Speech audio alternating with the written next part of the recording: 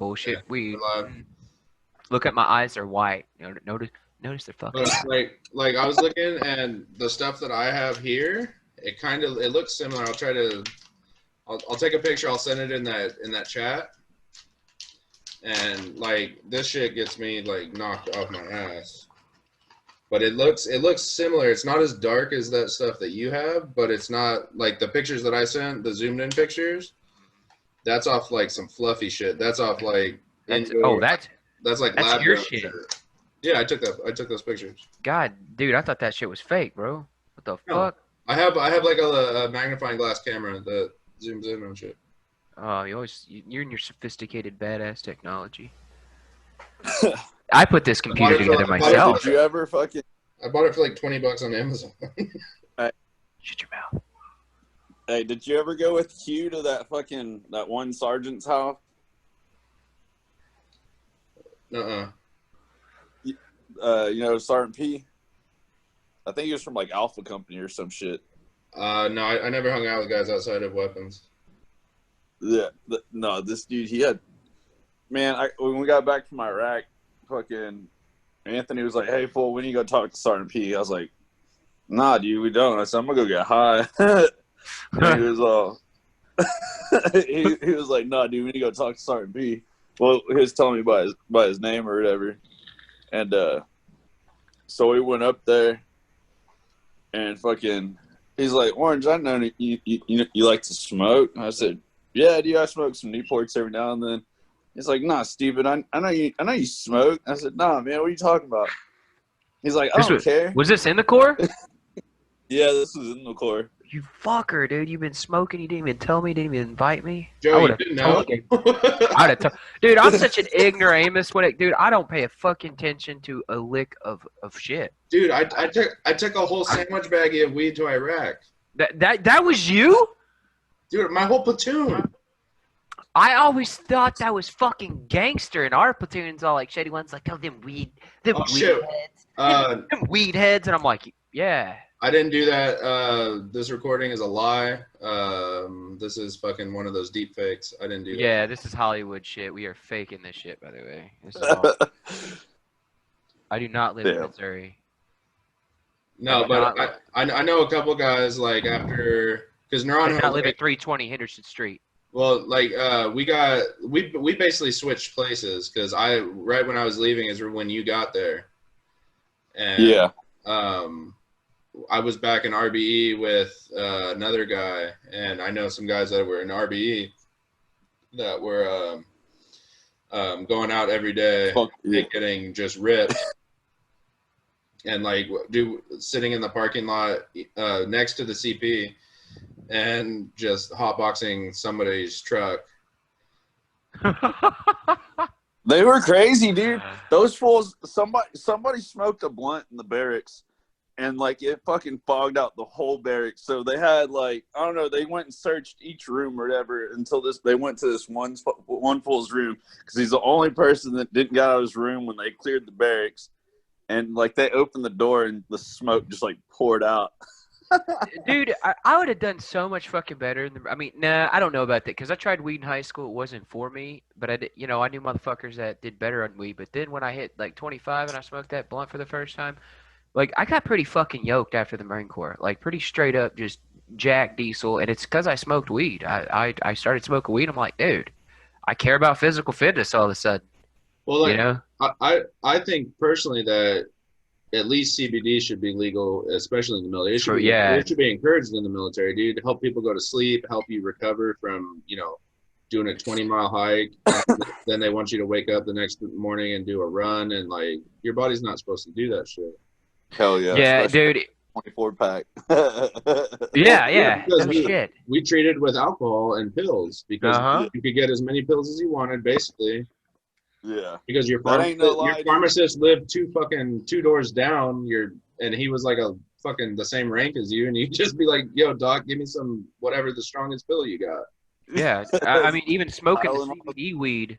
Sorry, Orange, I didn't mean to interrupt there. No, you're good. I want to hear you, bro. I haven't heard your voice in like a billion years, man. What the fuck you been up to? By the way, homies. By the way, we usually start with the introduction. This is our homie Orange. He was our crafty comm guy, but he's very well versed in pretty much anything. A guy you want to have with you in any situation whatsoever. Makes Bear Grylls look like Unless you need a a faster phony. action time. Unless you need to calm up.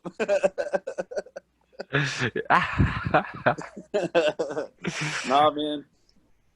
Shit. I just been pretty much. I work on a diesel shop now, so do a lot of custom fabrication stuff at my house.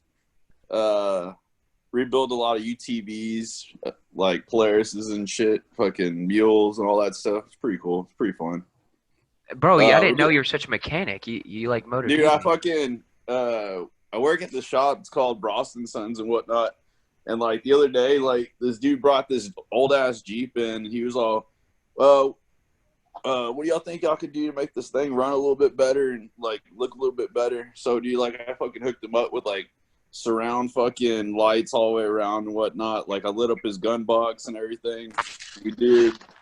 That sucker was sitting on fucking tracks, dude. It was fucking cool. Like you could take your wheels off. You can buy an opposite or like a separate set of tracks and fucking hook those suckers up. So you just plow through the duck fields like it's nothing. Fucking through like what's called the rice paddies and whatnot. Yep. Yeah, are you from fucking It's pretty good. Yeah. Okay.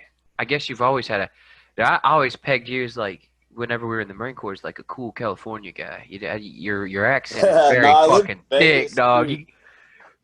I love it. I love it. I lived in Vegas. Okay. I was in Vegas for like two and a half years when I was in high school. Oh, okay. Okay, so that's where your accent was in the Marine, because you don't have the same accent. You don't. You sound more like me. Do you know what a fucking 2x4 is yet? You know what the fuck a 2? Yeah, a fucking piece of lumber. Yeah, I swear to God, how many years did it take you guys to fucking know what a 2x4 was? Like, Yeah, not you, dude. Yeah, I literally. I'm Mexican, you like everybody's fucking carpenters in my family or mechanics, one of the two. Dude, I was like, hey, bring me the 2x4, because I was fucking with the Humvee and OP agreeing, like, oh, what? And I thought they were fucking with me. I was like, and I got fucking pissed. I said, a fucking 2x4. They were what? And they started getting pissed, and I was like, oh, they're getting pissed back. So they don't actually know what I'm saying. So I was like, I refused to say 2x4. So I said, go get the 2x4. I left it by the oil. But it is they're like, what does that mean? But it is a 2x4. It's not. I mean, sure, but you can't fucking take in your goddamn brain 2x4 by the oil. You don't know what oil is? Is that not The oil? Earl. Is that better? Oil? Yes, that is. But No. I'm sorry that I like people that enunciate their words so I could fucking know what they mean. God, what are you, Rosie? You're gay together. You guys in your enunciation and your perfect English. Oh yeah. Dude, I worked at this dealership for a while, and like I used to always fuck with the new guys. I'd be like, "Hey man, go into the parts room and go get me some T-rays." They'd be like, "What?" I'd be like, "Go get me some fucking T-rays. We need to put them on this truck." What's a T-ray? A fucking tire, bitch. Go get me a fucking tire. A T-ray. A T-ray. And then you like, I gave him a hint though. I gave him a hint. I said by the oil. And there's the oil over there. There's like the fucking oil, and there's a 2x4. And like, you can surely look at the oil and see the board, but they literally didn't know what oil meant. And so I guess communication is a pretty like that. How does politics work? Is what I want to know. Is how does fuck this? Obviously, it doesn't work. It doesn't fucking work. We literally yelled at each other for an hour about 2x4s. But what really pissed me off was on the ship, because for some reason to either be in the Navy, you have to either be like Filipino or like Black. Yeah, or black basically. Yeah. Or fucking Puerto Rican. Yeah, but apparently to be a chief or something, you have to be like from fucking the Philippines. Yeah. You can't understand anything they say. Fuck no. I remember on mess duty the senior chief that was in charge, I would just be like, Roger that, senior chief, and then as soon as he walked away, I'd be like, what the fuck did he say? Like, I have no idea what this dude's talking about. Dude, there's some some sweet little Asian chick from the fucking chow hall. She used to always bring me egg drop soup. What? The chief chick. Nuh-uh. She. Damn, I don't know. You're on the Pearl, right? You're on the Pearl with us. Yeah, no shit. Yeah. Yeah. Fucking. Dude, Asian chick. I'm trying to remember who the fuck. She worked at the chow hall? I believe. I don't know. All I know is she'd go back to her birthing and she'd bring me fucking egg drop soup on the way back to her birthing. And you didn't love her a long time? No. I should have. That could have been my Pearl. That's what I'm waiting for right now, dude. I want me a fucking Asian chick. Just so I can get egg drop soup. Dude, if me and my wife don't work out, Yeah, I'd love you if you hear this, but fuck American chicks after this. I'm done with American chicks. Yeah. Fuck that. My rule is no white women. That's a decent rule, bro. No offense, babe, but that is a fucking decent rule. Everybody's shaking their head no on this. White women, what the fuck? I think it's because we are programmed to like diversify our species. Yeah. To stop like inbreeding and genetic mutations and shit. So Yeah. That's why my kids are half Hispanic. Yeah. Beautiful, and they don't sunburn. And they fucking Yeah, I've been with more I've been with more like Mexicans at the highest level of women I've slept with, and you got, well, I don't know. California had a lot of chicks. I slept with a lot of chicks, but they were mostly not white. Dude, like, this chick was like this light-skinned black chick, dude. But she had like this curly ass fucking hair. Well, it's not La Jolla. Not Escondido. Fuck, where is it at? Somewhere down there, like south by San Diego. She was my diamond in my rough. Oh, dude, I think did she work at that strip club next to the Good Night Inn? Because that was my first. She was like a good girl. I met her at like a fucking at a Kroger or some shit down there in San Diego getting beer. Shit. Yeah. Oh, shit. I met a girl. She was roller skating in Oceanside. Dude, you remember the outdoor, like the amphitheater on the beach there? Yeah. I was just hanging out there, just sitting there, and she like skates up, and we start talking, and then she's like, "Let's go out," and so we like, I just get in her car because dude, whatever, and I don't.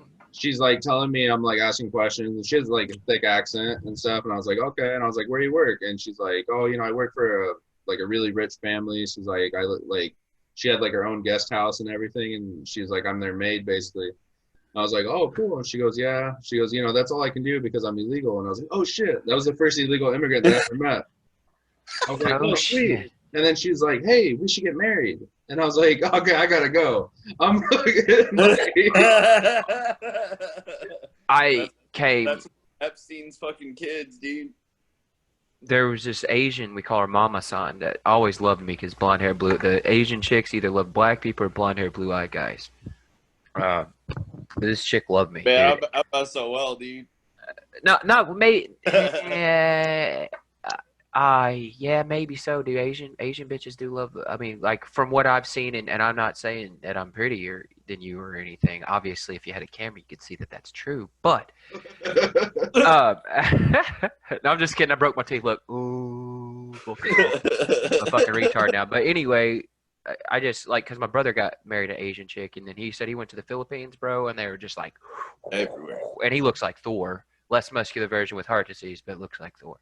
Well, I think if you go to any country where everybody kind of looks the same, and it might be racist, but fucking Asians look the same. Like Chinese people, they look the same. Yeah. And like if you're a jacked white dude and you go fucking to like Asia and they're like, oh, something different. Like I want to try some fucking awful menu tonight. Do you have any? How much black genetics do you have? Andrew, you did the 23andMe speaking. Fucking 0. Really? I'm fucking black. My black ass. That's my white on age. I'm from Valhalla, dude. Oh, I'm from fucking black Africa. I would expect. I'm 4% Nigerian. Damn, you got me beat. I'm only 2%. I'm a mixture between Hitler's fucking wet dream and fucking sailing a fucking whaling vessel off like Norway. Dude, I traced my ancestry, like the Kimbrough family line, and the reason why I have black in my genetics is because the Kimbroughs actually, in my name, comes from a slave that married a Kimbrough daughter named Hannah, and the slave's name was Dick, and that's what my whole family calls me, Dickie, because it's been in the family forever. So I thought that was kind of crazy. So my family had been get with black people for a while, and then they gave up their slave plantation to the Union, and then blah blah, and then Oh. apparently my dying great super grandfather bequeathed all this land that the government still has position over, which was pretty cool. I don't want the land back. I don't care about any of that, but I thought that was really cool about how I'm black. So Joey, so are you guys fans of baseball? Fuck Yeah. no. Okay, Oh, so okay. the only reason I bring this up is because the guy's last name is Caldwell. So on what is that, August 24th, 1919. So basically 101 years ago, the Indians pitcher Ray Caldwell was struck by lightning in the ninth inning. Holy shit. That's some shitty fucking luck. Right. That is some shitty No, fucking luck. They revive him, and he finishes the game. That's Yeah. badass. 17 days later, he pitches a no-hitter against New York. And the next year, he won 20 games, and they won the World Series. Dear God. Can somebody strike me with lightning? Right? Like, imagine, Thor, dude, if that shit happened today, there would be boycotts against lightning. There would be fucking... Yeah, lightning is he used the lightning. Yeah. This guy... Every field has to have a roof on it and shit. Yeah. There would be like, we need to only play in domes. And, like the old Astrodome and shit. And then the That's hardcore somebody fans would be talking like on it. walking Oh. outside with fucking antennas attached to them, like, yeah, you Yeah. ready to revive me, bro? Yeah, that's what I would do. No, and then the other half of the people would say that he's a cheater because he had extra lightning in his body. He had more lightning than He had more anybody else did. So he was he was literally juiced. He had like Yeah, he's juice. just imagine that, dude. If like somebody proved that like he had like extra fucking like torque in his muscles because he got struck by lightning, there'd be dudes with like car batteries in the dugout fucking be like, ah! Lightning from what was that? What was that? The defibrillators, or whatever they put on your heart to restart your heart. Oh yeah. That's how they had to revive. They revived him with lightning. Crazy thought. Yeah. You ever wonder though? Like now that I don't know if you guys have done much school, but now I'm dipping into like the heavier classes like chemistry, biological chemistry, and I noticed like I gathered all my fucking vitamins in the house, and I've been fucking obsessing over. No, dude, there's different kinds of fucking calcium. Okay. Most of this, see this Dollar General fucking calcium? It comes from motherfucking rock. Okay, so the reason why milk calcium is better than this calcium is because your body has 10 molecules of calcium with one phosphate group, which is phosphate is oxygen with one phosphorus with 4 oxygen. Okay, so it's 10 calcium molecules, bam, and then peroxide, like one molecule of peroxide, it's all attached. That's human calcium. So when you drink milk, you're getting calcium phosphate. The only thing you're missing is the peroxide. So your body literally could absorb this calcium and only add that peroxide, because your body produces peroxide naturally. So it's gonna add that little peroxide onto that calcium phosphate, maybe add a couple more molecules of calcium, because calcium phosphate milk is 4 molecules, blah, blah, blah.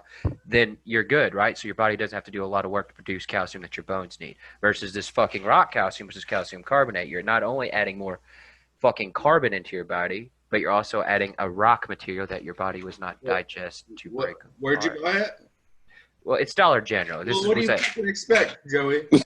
Well, dude, but you're telling me, you're selling me grind up rocks and calling it calcium, and Dollar store. But people are buying this shit for $1.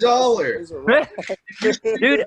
If you're stupid enough to get your fucking healthcare equipment at the dollar store, fucking It was you have to swallow a whole bottle a day. Because you. No. That's gonna give you kidney stones. That's gonna give you. I don't take this. My wife got it for a penny. She's like, I'm gonna start taking this. It's like, you're not gonna fucking start taking this. It was a penny. You can't do that. And I had to try to teach her that people are evil, Yeah. and that's not real calcium. And the fact that you just called me stupid because I trust somebody who is putting this on the shelf as an edible is fucked up in itself. You The want me to motherfucker who processed this and said this is Oh calcium yeah. should be fucking shot. Is what I What think. does it say on it? Does it say made in China? Nope, I don't know where it's made, but it won't even tell you what the calcium is. Is if you on every vitamin bottle you have, so there's two types of or jillion types of vitamin D, but the man-made vitamin D2 they stopped putting in vitamins because it sucked. They only have the vitamin D3, which is I could tell you the fucking it's okay. It'll be in parentheses. It says vitamin D as choki lakamanana. And then the bad vitamin D, which is vitamin D2, is E kana kana kana kana. So as long as it starts with a C on your vitamin D, if it's because it has in parentheses what it actually is, Mm-hmm. then you're good because your body actually makes the C type of vitamin D, which is vitamin D3 or whatever the fucking case is. Either way, I think there was a big. I didn't know if you know about this, but about 10 years ago, there was a fucking big thing on vitamins where people were putting like different types of vitamin E that because your body only uses one fucking type of vitamin E, which is I got a legit vitamin E right here. It's tropopapa. Tropopapa. There's vitamin A delta. Well, this is vitamin E with tropopapa. If it has tropopapa in it, that's good vitamin E. But if anything else, your body can't even fucking use it. It will store it in your liver and will cause you to have a fat liver. And you because you're You cancer and shit. yeah, your kidney's like, dude, this shit doesn't go here. Where the it's like the Marine Corps. It's like this shit doesn't fucking go here. Where's this? It's like Korea. He doesn't go to first platoon. He's fucking sending him to second platoon. No, fuck that. We don't want that shit. Fuck you. Go to third platoon. And then, yeah. So Did you hear? What? A few years ago, there was like a nursing home where like a lot of the people were having heart issues, and it all happened like at the same time. And it turned out that the factory in China where they were making their like vitamin supplements was also packing steroids. So they didn't clean out the machine. So all these fucking old dudes were getting all jacked up on testosterone and like fucking like rhino horn and shit. And No shit, dude. That same plant, that Jack 3D. yeah. When it first came out, there was a unit they like tested it on them over there in fucking North Carolina. Well, the whole fucking unit popped on the piss test for meth, and they had, I guess, I don't know, somehow some like amphetamine they were running through the plant. It got into the fucking Jack 3D, so half those fools were tripping off that shit the whole time. well, Dude, that's like why a lot of the shit you can't like we could get it mailed to us in Iraq. Yeah.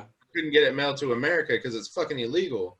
Yeah, that Spawn shit. Yeah, Spawn, the fucking or what, like a bunch of that. Like we Rip were, Fuel. everybody was stacked. Dude, yeah, I remember that shit. They'd be Those like, fucking "Hey, man." yellow jackets, dog. That ephedrine, that shit was Yeah. badass. Like you'd be like, "Hey, don't mess with him, dude. He's on like he's cycling off. He's not very happy right now." Yeah. Mike, I remember Mike cycling, dude. He was so mad. He was so fucking mad.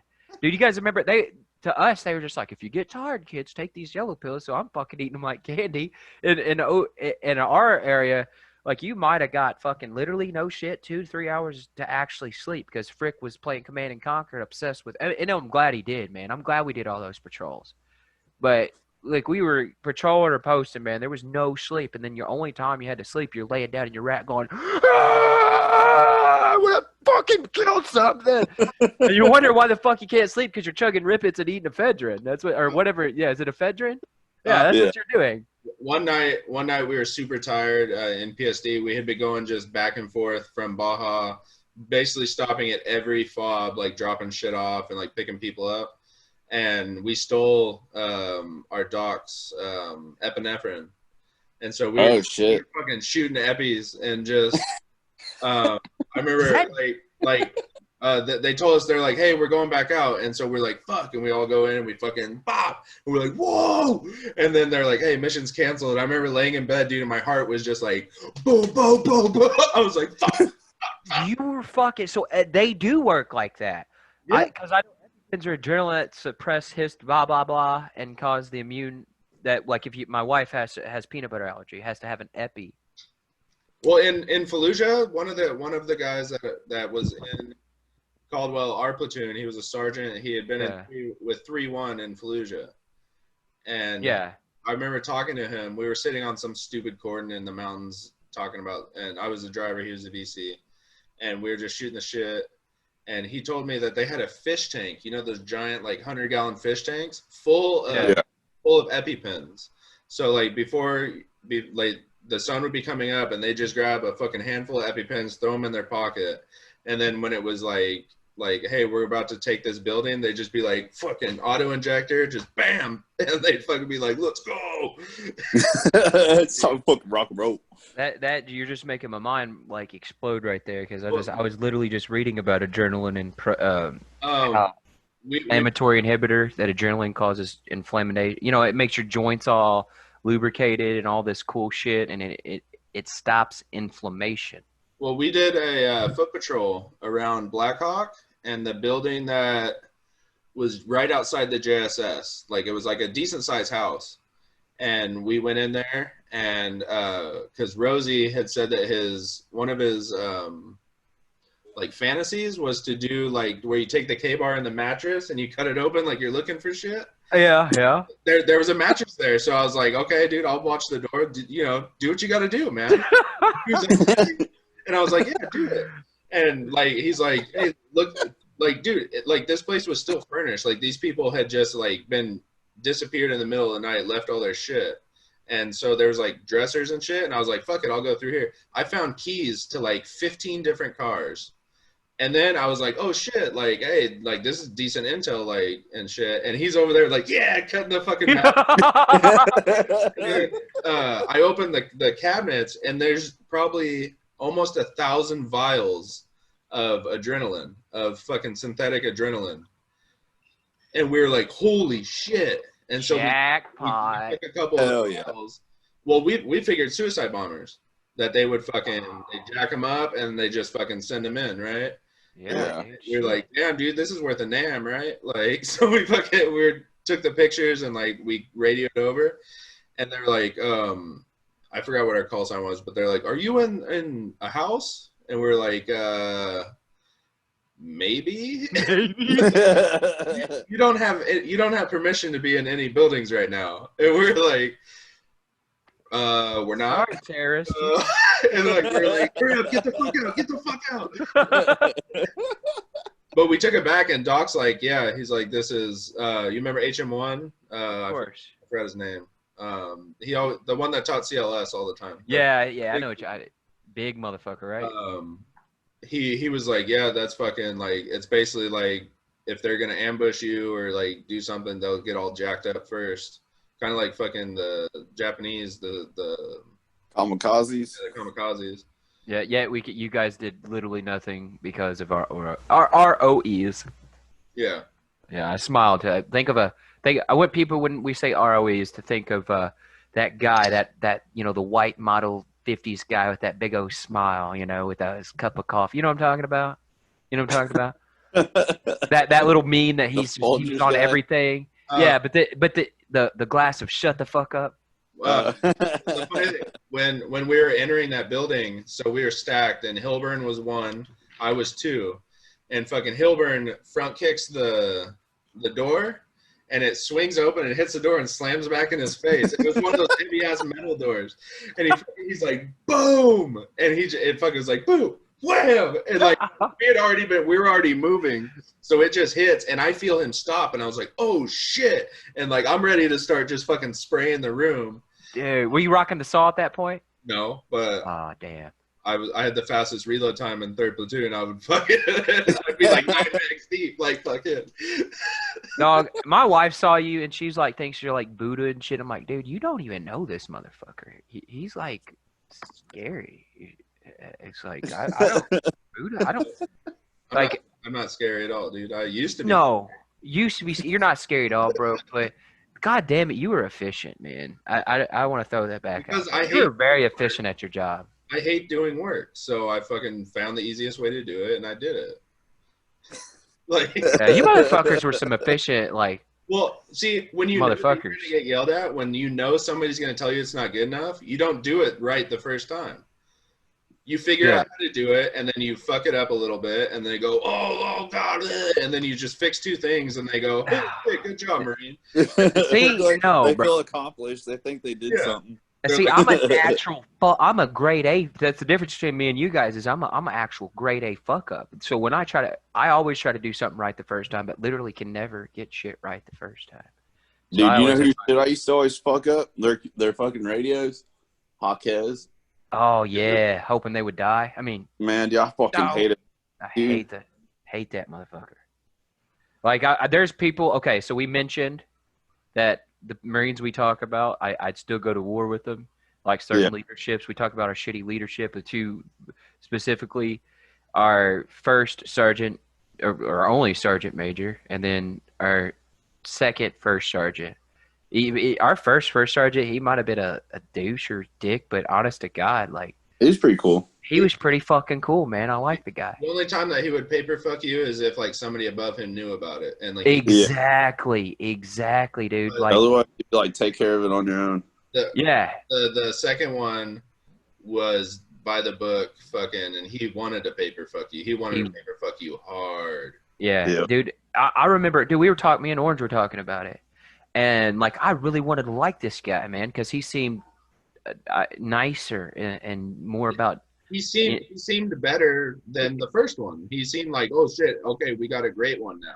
Yeah, thought we were gonna have a good fucking first start, and then I'm standing in line getting weighed in I'm getting in trouble for being overweight, and they send me to a thing to get my body percent tested, my fat to body mass ratio. I was at 10 fucking percent. The average healthy adult male is supposed to be at 13, and I'm at 10 fucking percent. And then there's Landon, who's literally got a 6-pack. Almost had a 6-pack, but Landon is also bigger, but has a 6-pack. And then there's Simon Jones, who's literally Landon and Simon Jones, the exact same size, except for Simon Jones is black. And everybody knows black people produce denser muscles. That's a fucking fact, because there's a sprinter genetic that black people have. My wife has this genetic. Not all black. There's white people that have this genetic too, but fucking literally most black people have this protein genetic that causes them to have denser fucking muscles. And Simon Jones was the exact same size as Landon, but gets no form of harassment. I'm pretty sure he was racist. I'm pretty sure he and then go figure, being Landon are like Hitler's wet dream people, and you're Hitler's wet dream people. And you remember, like, our first workup, I think we got weighed like once, and that was like on battalion order. And then like our second, it was like every month. Mm-hmm. He was just looking to like weed people out. He was like, I want to get rid of you guys. Yeah, he did, and it's just, he preached like, but except for the boots, man, he liked the boots too, and those are some white guys too. But that hazing shit, like, because I guess it started getting bad. It supposedly started getting bad, but man, dude, we got stuck with a bunch of pussies, man. We did. We got. They were all trying to escape the recession, bro. They were all adults trying to escape the recession. Yep. And they're like, I'm not gonna listen to you. You know what you're talking about. You know what you're talking about. Fuck it, dude. Go ahead and die. I don't give a fuck. Yeah, dude. That's how I got with Cax. Were you there, dude? So talk to us, Orange, man. We've been fucking yapping, man. We've been fucking yapping. It's kind of rude of us. Nah, you're good, dude. No, I'm not tripping. I know, bro. I know. I'm fucking. But so. Talk. What made you want to fucking join the Marine Corps, bro? So what was your story? Shit. Well, I got in trouble. I got fucking caught with some bud. Shit that shouldn't be illegal. In Texas, yeah. They didn't get the death penalty. They'll fucking they'll murder you. They will. Yeah, I know. No lie, dude. They fuck you bad, dude. But like, nah, I got in trouble, and my brother, he got in trouble too, and he went into the Marine Corps and whatnot. So like, I went and talked to him and whatnot, and pretty much like, you can go to jail or you can join the military, but you gotta bring the paperwork tomorrow. So I fucking went to the fucking Marine Corps recruiter because I couldn't go to the Army, dude. My brother wouldn't let me live it down if I went to the Army. Ain't ready to be a Marine yet.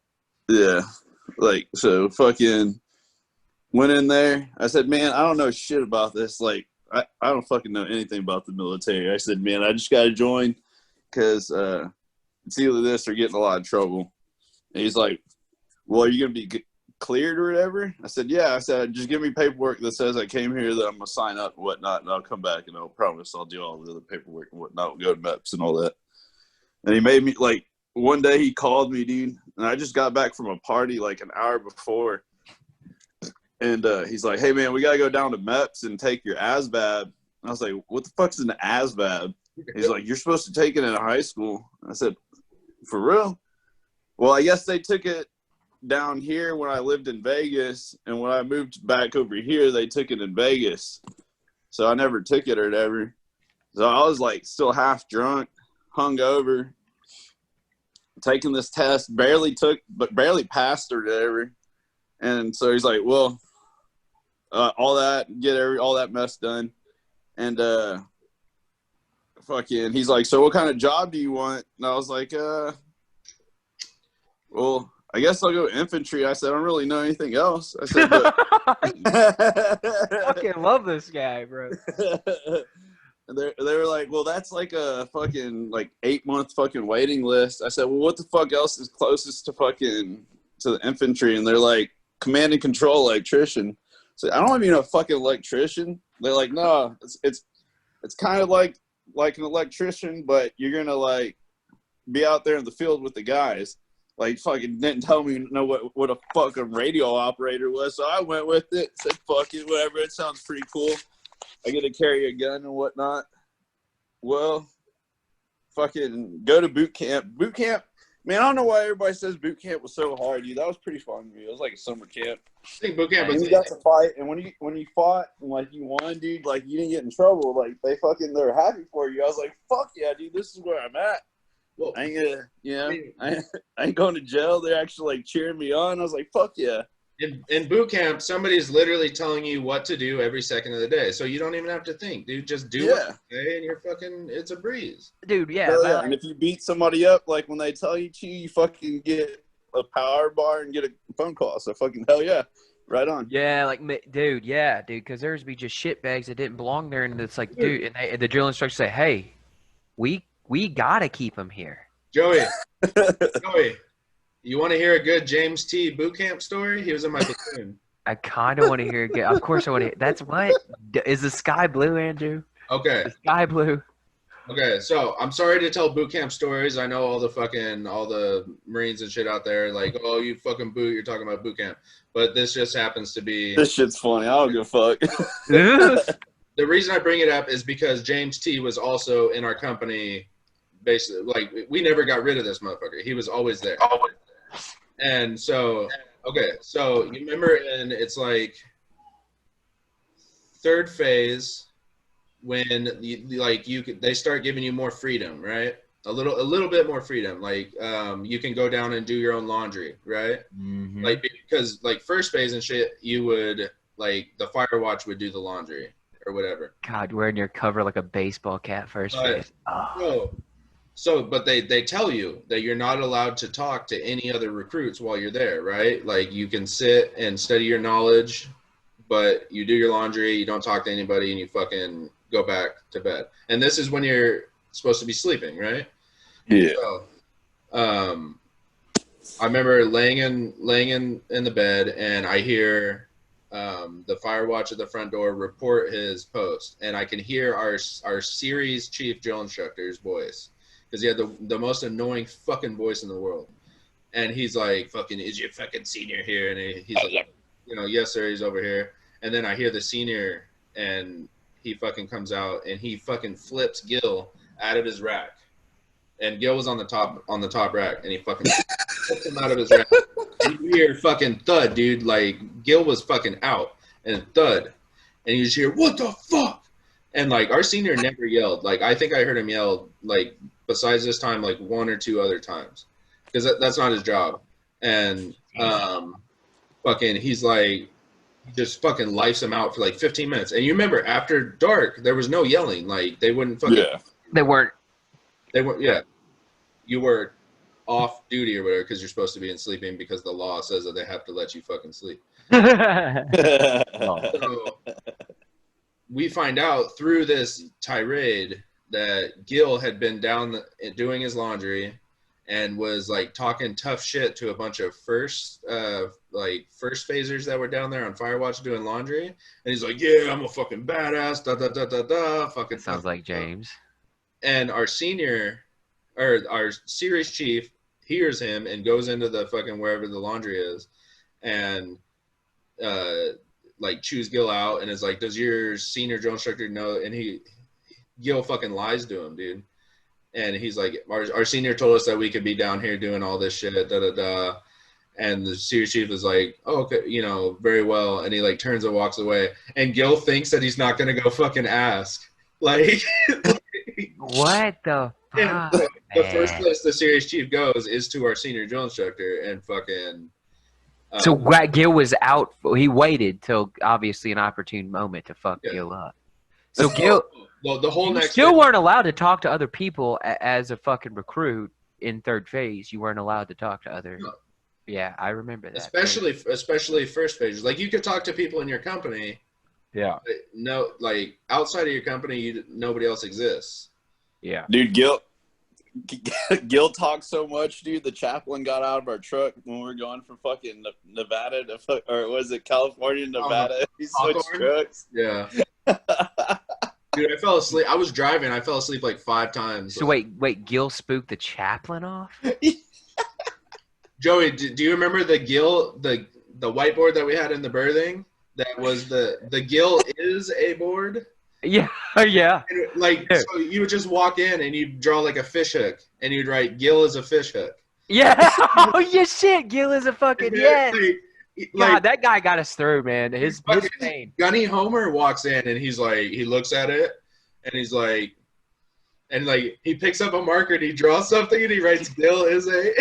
We're like, fuck yeah, dude! Like, you can't even tell us to take it down now. Yeah, yeah, dude, and that's Gil is the prime person to an example you're gonna hear us talk about. But god damn it, life without James T. I just who else? Everybody would have made fun of me without James T. So thank God for James T, bro. I told him because he was like complaining. He's like, man, everyone always makes fun of me that make me do the bitch work and shit. I was like, fucking stand up for yourself, dude. Hell yeah. Yeah. Yourself. And he didn't. And I was like, dude, you're asking for it. Like, I guarantee you stand up for yourself one time and they'll back up. You're going to catch some shit, but they'll back off. Mm-hmm. They did, dude. If you'd fight them, fist fight them, they would at least, like, you go. I went on a winning spree as a boot for a while, and then finally somebody came in and balled me up like a wet newspaper. But after that, they stopped jumping through my fucking window and shit. Like, on the weekends, they stopped fucking jumping through my window and shit. They still, made me do all the pitch work and all that shit, but it was better. It was better. Yeah, I was when I got 1-4, man. Everybody thought I was a senior because I had a medium reg. You motherfucker. Well, it's because you got to live like a grunt, but you didn't have to pay the price like a fucking grunt. Yeah, dude, I was always so jealous of Orange, and then I started skating and getting them fucking Humvee drivers courses all the time. Then, yeah, that's where me and Orange started fucking kicking it. Me skating, hiding from everybody. Like, what the fuck? I was like, how do you get by, bro? And he's like, nobody even knows, man. Yeah. I held your secret. I didn't know if I was with fucking y'all, and y'all didn't know if I was with Calm, so I just I knew you were a boot like me, though. I knew you were a boot like me, and I saw people come up to you, and I'm like, whatever. It's because you weren't a constant. We didn't always see you. Yeah. You weren't an everyday, like, we'd see you in the field and be like, okay, there's Orange. But it was like, man, we're like, once we got back to Hornet, it was like our memory was erased. You didn't exist anymore. See, I think it's just there's Orange. And I don't know, man, because I think the way Orange just presented himself, he just presented himself like he knew what the fuck he was doing, and well, no, I mean, he wasn't like he wasn't there. I think because like the boots, we saw the seniors every day, so they would just fuck with us. Yeah. But then they would only see Orange, every so often. Like when I had to teach classes and shit. Yeah. And it was that's what I'm saying. You do your shit really well. Plus, you always had like access to the leadership because you were around Calm and shit. So it was like you were also like you were the inside man, like, Orange, what's going on? And you'd be like, yeah, dude, I was over there feeling calm, and I heard him talking about this. Like, Bro, I purely think it's because your personality, bro. You're a lot. You're very. I'll be back.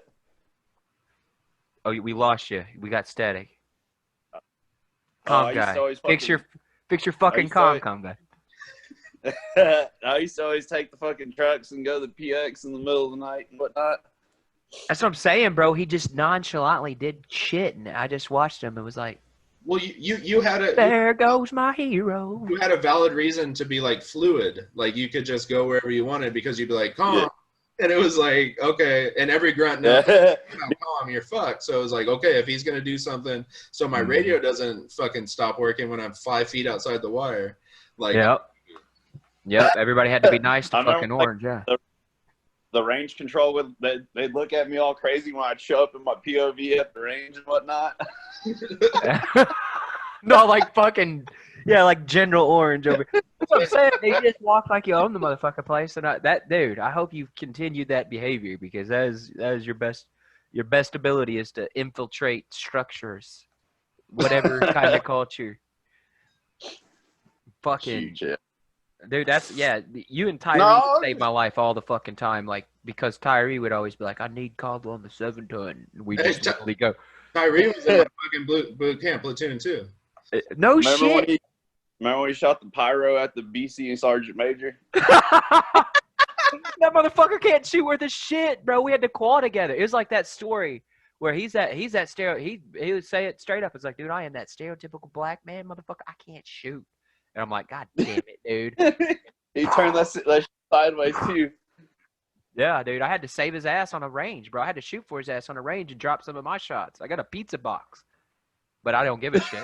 Nothing wrong with a pizza box when Yeah. you work with machine guns. Hell no. No, that's what Mendez taught me that. Even though I'm actually pretty fucking crap, I don't think I've ever missed anything that I've ever shot at with the rifle that is living ever in my life. I've never missed. Well, it's like So- Chris Kyle, dude. Dude, they used to He had trouble hitting targets. the shot spotters. It's boring. It's just fucking. I used to shoot the shot spotters off the bottom, and they get all pissed at the pits because they'd run out of shot spotters. That's what I'm saying, bro. You got skills, dog. It wasn't just because this, bro. It's and all these other factors. You landed it right, and you utilized your sweet ass fuck. You actually know what the fuck you're doing. You know what I'm saying? You might be a stoner, but when it comes to fixing vehicles, fucking anything, really. Well, it's also like when we were doing grunt shit, you acted like a grunt. You weren't a fucking whiny little Pussy. Yeah, you weren't a fucking pussy. Yeah. At all. like. That shit, yeah. Because a lot of the comm guys, they were like that and shit. What was And this? like when I first got there, they were like, all right, so which one of y'all think y'all going to the lighting company? I said, well, what the fuck's a lighting company? I said, dude, I don't know nothing about this shit, dude. Like, y'all got to instruct me on this. I don't know what the fuck I'm doing. And I said, I can learn. I learned pretty quick. I said, but I don't know what a lighting company. I don't even know what a fucking battalion is. I said, I know this is an infantry unit. That's just because they told me. Fucking goddamn. And Dude. yeah, like I pretty much like I didn't really get taught anything. I had to like fucking adapt and overcome. You know, like I fucking had to watch, and like what I watched, that's how I learned my shit. Damn, bro. I could see that though. I could fucking see that. Don't Like ask you a fucking question because you don't get an answer. You're like, oh, fucking, I don't know. And But you know how to do shit, bro. I wouldn't want to be around all the higher ups every day. That was fucking That shit fucking sucked. like. Yeah. I like to show up drunk to work every once in a while, so it's like. Try being Yeah. fucking the company 7-ton driver, dog. That shit's gayer than a football bat. Dude, hey, do you remember Joey? I think you were in our truck, right? When we did like the trap and raid package. Fuck yeah, it was. So you remember how they started it Super Bowl Sunday, right? How we had to drive out there, but they let us be in the squad bays. When I liked fucking football, wasn't that when the Pack played? My team fucking played the Steelers too. No, we were on shit for that one. I don't remember because I was in the fucking parking lot drinking a bottle of Jägermeister, and then Waywood was our gunner, and I told him I was like, dude, you're basically driving to fucking. We were lead Vic, and I was like, hey, you're driving to fucking where we're going. He goes, why? And I was like, because I'm happy, dude. And I was like, worst case scenario, I get a Dewey and a Humvee. Like that's a story I could tell forever. Was Yeah.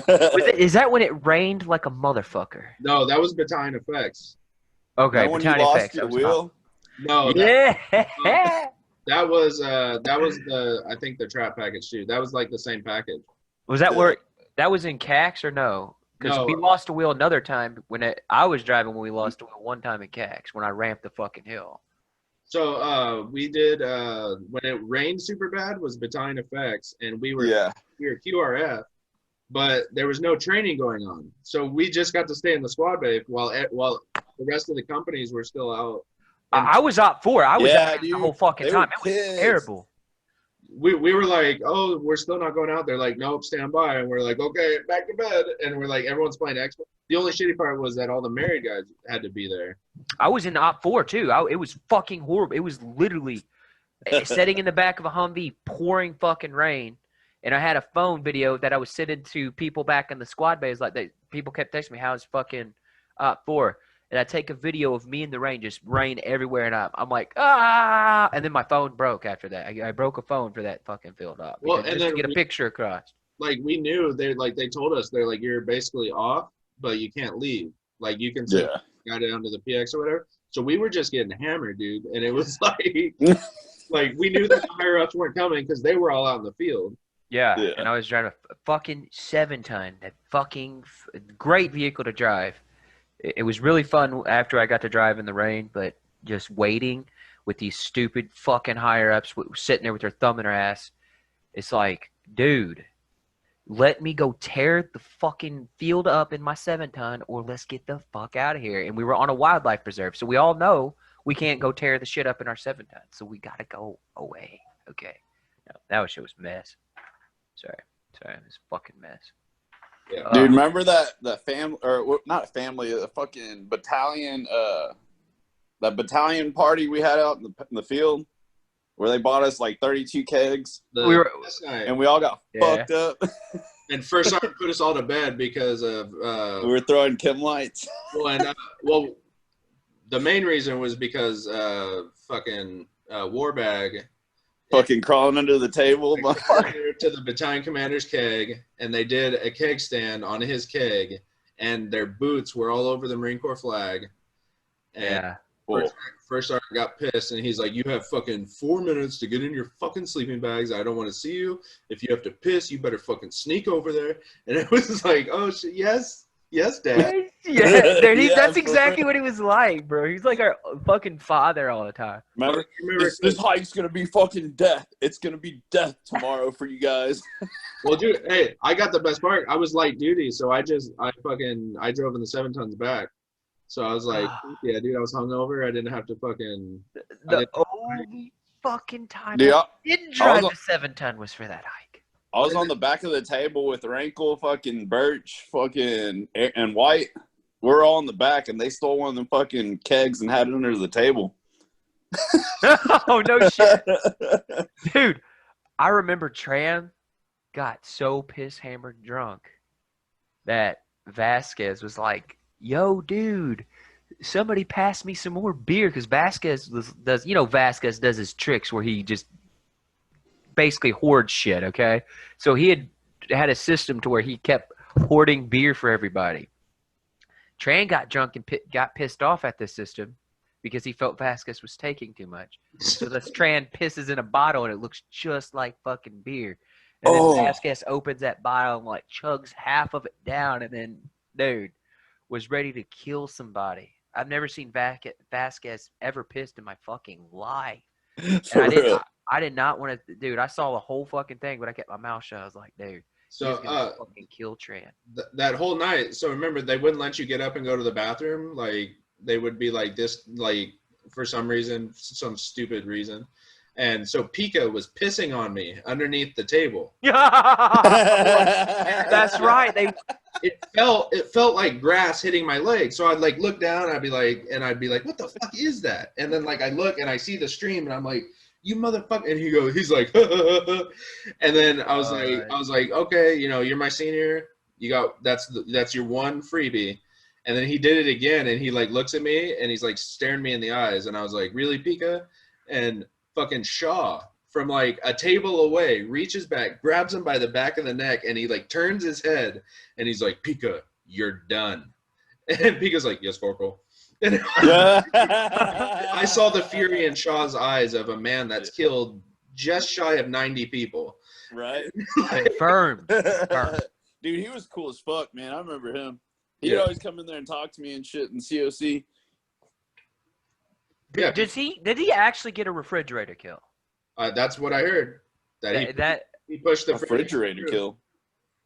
Killed a man with the fridge. That they were doing something, and they like looked down between the houses, and there was some Hajis like running there, and so they pushed, like, I think from what he said, like somebody pulled out a grenade and was gonna drop it, and he like looks at him and he goes, and he points at the refrigerator, and they pushed it off, and it landed on the dude. Oh, that's dope. That's I know. Cool as shit. I know, man. That is such a fucking, like, I mean, wait, no, that's terrible. No, dude, all is fair in love and war. Yeah, y'all is fair, bro. And that's dope as shit, dude. That is dope as shit. Like, I prayed on, I don't know how it was on post for you guys, but I fucking literally prayed to God that somebody would attack me. Like, it's how much I wanted to fuck something up. I don't know about you. But I fucking literally prayed and meant it from the core of my being to please let somebody attack me tonight. Dude, I got so happy. I was on the post. I think it's post 5. I think it was post 5, the short, like really short one.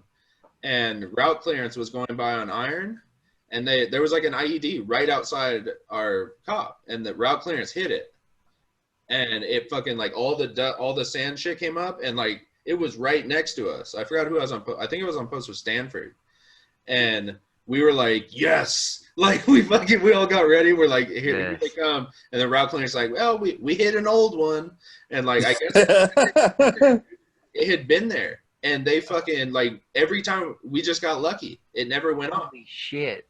And then route clearance came and hit it fucking one day with that. Remember the chains that fucking. Yes. And they fucking, it blew up, dude. And it was like, holy shit. Like, it was like 10 seconds. They packed the dirt too much. I was like, we're going. Orange, where the fuck, dude? I don't, like, I'm trying to remember if I ran into you, like, at the point. It's all fucking fuzzy together, dude. Where the hell were you in Iraq? I was at Baja. Well, you were hurt too, right? Yeah, I got ran over by that Humvee. Yeah. Well, Oh, dude, yeah. That's fucking terrible. Did you patrol at all? Nuh-uh. Oh, no. Dude, I got stuck on fucking COC and fucking guard. Dude, Fuck that, dude. Fuck For that. 4 months. Fuck that, dog. That's terrible. I bet, dude. I bet you feel, I mean, and you shouldn't, and I hope you don't, but I bet that's hard to fucking swallow. Hell yeah. I bet that's hard to fucking dude, swallow. remember when we were leaving and shit, they got us in that battalion formation behind the COC, the talk or whatever, and they're like, all right, so this one's done, but then we're going to Afghanistan. I was like, oh, fuck yeah, all right. I said redemption. I said, fuck yeah, dude, I'm ready to rock. And then fucking, like halfway through, like the workup, they're like, all right, we're not going to Afghanistan no more. We're going on to Mew. And then we went back to, it kept going from, we're going to Afghanistan. Nah, just kidding. We're going to Afghanistan. Nah, just kidding. No, That shit was fucking. You remember when 2-7 got fucked up before Iraq, because when we got put on like 48-hour notice? Yeah. Homeboy from my hometown, Trent Walter, was in that unit. Took a grenade to the fucking face, but it was like. A lot of guys from our SOI class, Caldwell, were in that unit. Yep. Gonzo. Dude, my buddy from Colin was in that unit. Dude. Well, fucking. Like Caldwell and me, Ren, all the 52s from our class that went to 1-4, I would say probably 75% of our 52s went to 2-7. No shit. With our SOI instructor and I saw our SOI instructor and he told me he told me it was in CAX. Dude, Thanksgiving in CAX. That's where I fucking ran into him. And I remember that. Dude, were you there too? Because he was telling us stories about how Gonzo and the other motherfuckers just fucking killed just so much shit. And I'm like, Gonzo. My buddy Alvarez from Alvarez was white, but he's Mexican father, I guess. He got harassed by the Mexican drill instructor because he didn't speak Spanish. Caldwell. But he'd fuck some shit up. Caldwell, remember we were talking about how Sergeant Dix was Ren's platoon sergeant or something? It was after Ren left us, he went to 2-7. Dude, Sergeant Dix like lived in combat, bro, and he Because just when they got fucked up, it was in Sangin, I think, and they went back to Sangin their next deployment, and they called it like revenge. They went back on like a revenge tour, and that's when Ren was with them. it's when the Renopedia 20 was that 2012? Yeah, early 2012, or late 11, early 2012. Because I remember talking to Ren when he was in Afghanistan, sending him shit. Damn. I never got to write Ren. That's so sad. That's such a. I feel like a jackass. Like a jackass. The Ren motherfucking Apedia. Always talk to. He's on Facebook. Yeah, dude. I fucking hit him up, dude. He always hits me up. Yeah, he lives like. He sells them bobcat thingies. Yeah, dude. Remember when he face planted in that water, dude, in fucking Indonesia? That's what Indonesia. That's what that fucking place was called. Where we almost got. I almost More or less. Yeah. That was when we were on the fucking malaria pills, dude, and Yeah. we're all Dude, having. those gave you trippy dreams. That's the stuff that they're talking about. Yeah, What? And like, That's the stuff that they're talking about for the whatchamacallit. for COVID, the shit that Trump and them are the hydroxyline. Or whatever. Hydroxychloroquine. Yeah, oh, we're gonna take that again because I still have fucking great dreams. Sometimes they're fucking, sometimes they're shitty, but I woke up other times they're screaming great. in East Timor. I woke up screaming, and I think it was Jones was on Firewatch, and he's just standing over me with his flashlight. He's like, "You okay?" And I was like, "What?" And I fall back asleep, and I'm just like, "Ah!" Dude, like shit was so fucking real on that shit. Like I had a dream. Dude, Joel wakes me up, says, "Let's go to chow." I'm like, okay, we go to chow. And I notice, why the fuck are we in tan camis? We're supposed to be in greens. Dream. Wake up.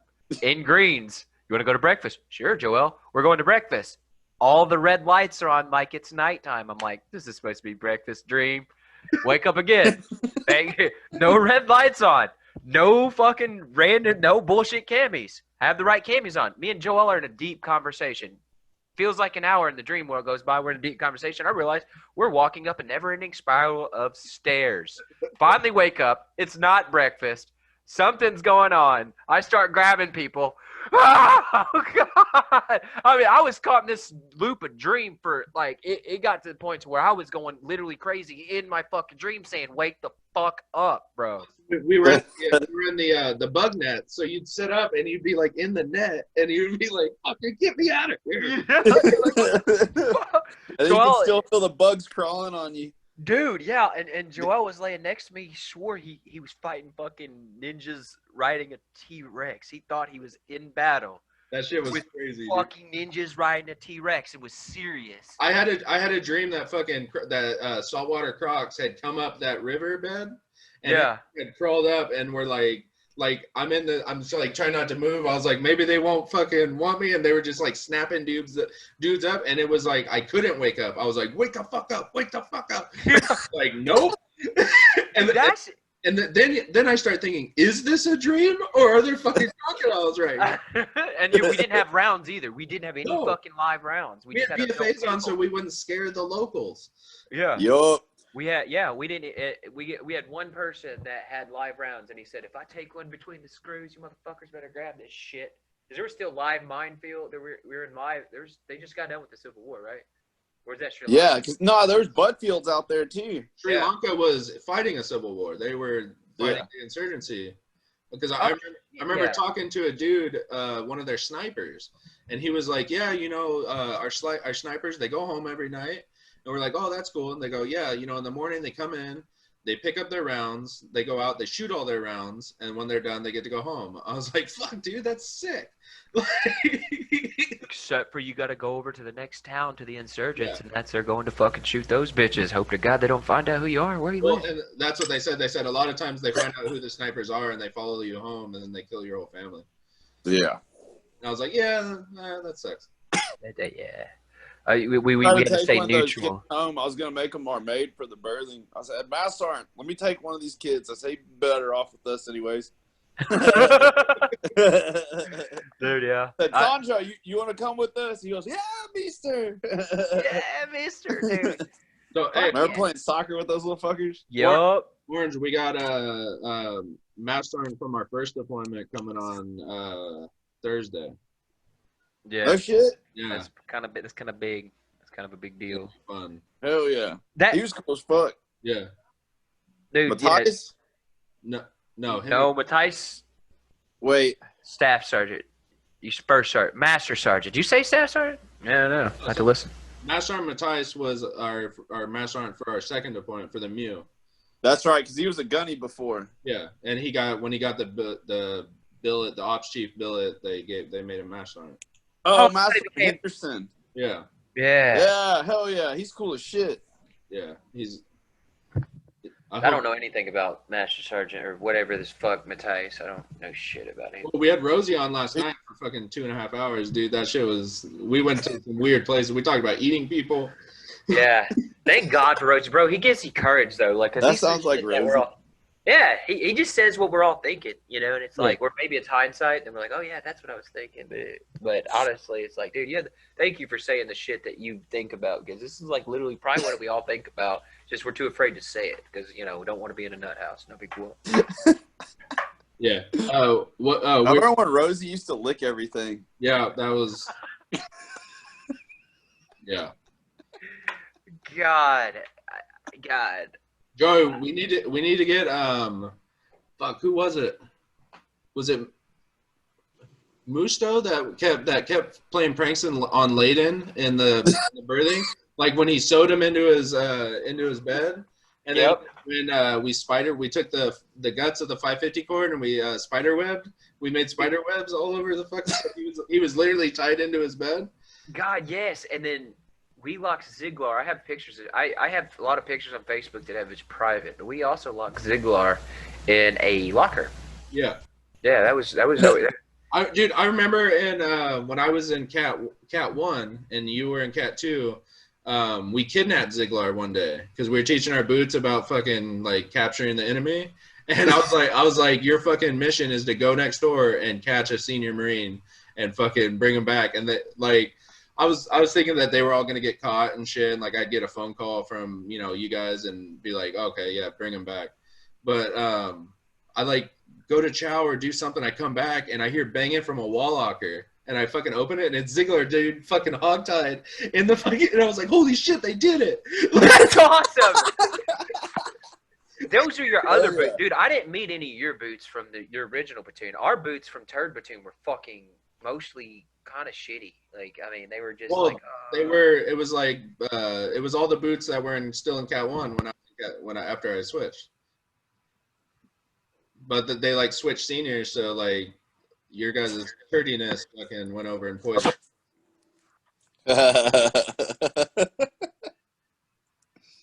But yeah, fucking that I have that DVD that Rosie made. Have you guys seen that? yeah, dude. I lost a copy of it. Yeah. I lost a I copy. still have it, dude. I watched it and dude, so many fucking fun memories. Like Ziggler passed out and we compared how big his dick was, how many Cheez-Its long Ziggler's dick was, and it was like fucking 2.5 Cheez-Its. And, and then, oh, dude, in Australia, Rosie did like his debit card or something wasn't working, so I told him, I was like, I'll pay for all your drinks, but I named the stipulation to each drink. And he was like, whatever, dude. And I was like, okay. So we went to that gigantic fucking sex store that they had. And I bought a penis straw. And I was like, yeah, the penis straw. I remember every drink out of this dick straw. And it was like this long. It was a big pink dick. And so we have pictures of him drinking like everything. I made him do the stunt man. You guys remember that? Yep. Snort the salt, fucking drink the tequila and squirt the lime in your eye. Oh, what? No. I made him do that. I made him do, Thank God I was with Joel, bro. Me and Joel was just hammered with a bunch of Australian chicks. The first night, these crazy, good-looking Australian chicks bought us a lot of drinks. Then we caught Gunny Homer and Sergeant Major making out with this big old chick. And allegedly. Allegedly. Dude, Joel does not get that. Well, no, that night the Australian chicks gave us this blue glowing drink that really fucked us up. But I think might have been ecstasy. To be honest, it was probably ecstasy. Now that I've never done ecstasy before in like the civilian world, kind of would definitely try it, but I'm pretty sure If that must have been ecstasy. No, because we took a piss test, you would have popped. Oh no. Oh, okay. Yeah. Well, shit. It was really It's badass. probably absinthe or something, or fucking. Yeah, Yeah. some sort of crazy European drug It was that's probably fucking hypnotic. badass. Yeah. So, but Joel, you know him. He's Phantom Fury, always on fucking locked on combat mode, and he has this like crazy eye to identify something that's pretty much impossible to identify for most people. Okay, I'm pretty sure it was Sergeant Major. Sergeant Major. Allegedly, because I don't want to get fucking sued. Oh yeah, allegedly Sergeant Major. I didn't say a name. It could have been Sergeant Major from another fucking deployment in Australia, bro, or another deployment in Australia. Fucking that. And yeah, because then we walked back and you were in your little alligator thing with your dig tree, dude. You guys were singing Austria, or what was it? Dude, I still got my We were saying Aussie, Aussie. We kept doing the Aussie, Aussie, Aussie. Oi, oi, oi. Aussie, Aussie, Aussie. Oi, oi, oi. Now, what the fuck is that from? What the fuck's that from? The man show. Oh, okay. It made no sense. It just happened to have the word Aussie in it. Dude, did anybody in any so we had the Pearl, which was weapons company. Did anybody, and then there was Shady Ones Ron, the Pellaloo. Did anybody actually get some of that deployment? As in kill anybody? Nobody got anything. We got the There's hunt not fire. a fire shot on that deployment. Dude. Actually, there's a lot of fire shot when we went to that range. Hey, fool, you know how we got all those rounds, right? Yeah. Oh yeah. Fuck yeah, I was there. Duh. You know how they told everybody that fucking they gave y'all extra? Mm-hmm. Well, we were supposed to teach the Army, but who was it? Gunny Homer. Somebody, they wanted to get out early, so they're like, hey man, what if everybody just shoots all the rounds and we get out here early before the fucking Army shows up? So they're like, fuck yeah, and that's why everybody there just like load as many as you can and fucking. That makes sense, dude. That makes sense because like they literally told us like you don't even have to shoot, like aim it, just fucking point it that way and fucking pull the trigger. Yeah, dude, and we didn't do that shit though. We actually trained with that shit, and then it got, dude. But then there was talks of like the Army. We had a big joke and started laughing because the Army actually kinked it because it was actually too hot for them to be out there. Yeah, that's what Reed said. He's like, dude, the Army ain't fucking coming out because it's too hot for them, gents. And so we can't bring the rounds back. And so yeah, they left, didn't they? They left. They showed up for like 10 minutes. And they showed up and they're like, no, fuck this. We're going to chow. Well, I remember being like, damn, I hope that like they have the range and like they have to tell us that we have to go back to our fucking what camp was that? Patriot? Fuck. Yeah, I I'm think kind of like Orange. Yeah. Patriot. Yeah, fucking where we played God of War 3 and Call of Duty. Pretty much after that. After we shot all those rounds, it was just God of War and Call of Duty in the gym and delicious chow. You remember? It's funny though, dude. Those Army cats were waiting like all year to have that little weightlifting competition, and then like we were there for like 3 weeks over there in Kuwait, and like all the Marines beat all the Army dudes. Yeah, just fucking Mitch. That's all. Yeah, fuck you guys. Well, like not only that, but we would go out to a fucking like a 2-day range, and then come back and beat them. Yeah, not with malnourished. Yeah, the only thing we took out there maybe was Syntha 6, which has a pretty good profile of shit in it. Were you guys there at the customs? Remember at the naval base for that first week before the rest of the company got there? Nope. I didn't do anything cool. I got fucked all the time, man. So, you did all the cool shit. Bro. Oh yeah, I was. I remember. Right? So I was the driver. So I had to, when we loaded the trucks up onto the flatbeds. Yeah. And the driver and an A driver rode with the Kuwaiti driver to the naval base, and we had to go through the customs inspection. So literally all day we had to literally rip the Humvees apart and spray them out with the hoses. Like you couldn't take any Kuwaiti dirt with you, dude. It was bullshit. Oh no! Thank God. Okay, you got fucked that time. But that was one. So we parked them. We parked the Humvees in order, in the fucking running order, in the customs lot, and they lock it and they go, okay, you guys can't be in here. You got to go. So we went to our berthing, dude, and for like 3 or 4 days, we we were free, dude. We were at the fucking. They had the place where you could go hang out, and like they had the games and shit in there, and like they had like all the new fucking Xbox games. They had like there was never a wait time, and I remember they had the computers and shit. Dude, the rest of the company shows up and they go, "Where are the trucks?" And we're like, "In the customs lot." They're like, "Who's on watch?" And we're like, "We don't have a watch." And they're like, "What do you mean you don't have a watch?" I was like, "It's fucking locked. Like there's literally an armed guard. You can't go in there. They're sanitary." And they're like, "You have to have a guard." So like I think our gear wasn't even in the trucks at the time either. Nuh-uh. No, nothing was in the trucks. You could steal a fucking Humvee because there's no keys, by the way. If you're a new individual going into the military, when you're asked to go get the Humvee keys, don't do it. It's a fucking trap. Yes. I know. I felt it. Like they made us go stand watch in the customs lot, and that's when that 7-ton ended up getting the windows all broken up. Yeah, that's right. That's right. I remember that now. The customs lot was before they got put on the LCAX, where it was humid as balls. It was literally the worst truck watch anybody had ever seen. That's where Reyes taught me the art of hot sauce and Doritos. Yes, like we had a shortcut. Remember, we used to hop over that stone wall, and then they shut that down, so we had to walk all the way. Yep. It was like a mile down, and then like a mile back to the trucks. Yeah, I'd walk that whole lot. And then we were so fucking disgruntled at that point too. We were openly like, dude, fuck you. And then they had the balls. Like, remember when when Gunny called all the guys that their contracts were coming up? He's like, I want to talk to you all. And why don't you want to re-enlist? He calls us all like one by one, and he's like trying to be Mr. Cool, and he's like, hey, like, there's a lot of shit you can do. And it was like, do you know what I did today? Like, I went and stood watch trucks that are locked up already. Yeah, there's no fucking common sense. It was the only other stupider watch was truck watch on the ship. On the fucking ship, which it's more like watch. No, I don't think truck watch on the ship was stupid because of the amount of fab, but the fucked up like people getting in the Humvees, fucking. Well, yeah, but there's cameras down there, dude. There was cameras on it. Plus, all of our serial gear was in the armory. Yeah, every truck was locked. Like that's right. They were padlocked. We had padlocks on the back, on the trunk, on all the doors were combat locked except for one that was padlocked. Yeah. Well, the 8-hour or 6-hour truck watch shift was bullshit. That was definitely bullshit in the ship.